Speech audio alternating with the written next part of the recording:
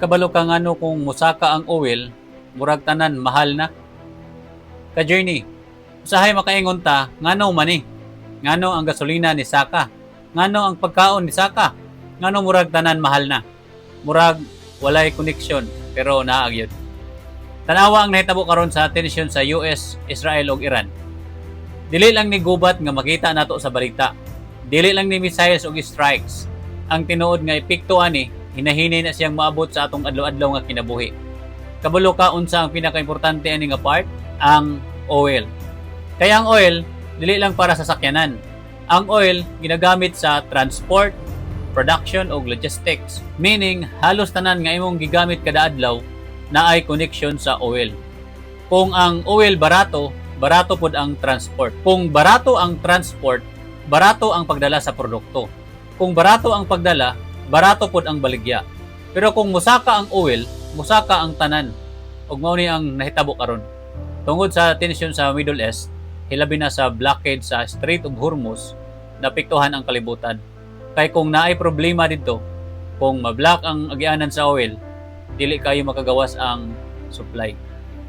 Kung gamay ang supply, ug daghan ang demand, musaka gyud ang presyo. O kung musaka ang presyo, sunod-sunod na musaka ang pamasahe, musaka ang presyo sa pagkaon, musaka ang cost sa negosyo, ug sa katapusan, ikaw ug ako ang mapektuhan ug mo-adjust. Ka-journey, mao ni ang butang nga usahay dili nato makita. Ang gubat nga layo, murag walay labot nato, pero in reality, direct yun na siya maigo sa atong kinabuhi. Ug mao ni ang ginatawag nga oil shock. Dili siya kalit nga problema, resulta na siya sa tensyon, kahadlok ug uncertainty sa kalibutan. Pero kabalo ka unsay mas importante ani nga lesson? Ang kalibutan mahimong gubot, ang presyo mahimong musaka, ang system mahimong unpredictable, pero naa gihapon tay control sa usa ka butang, ang atong reaction.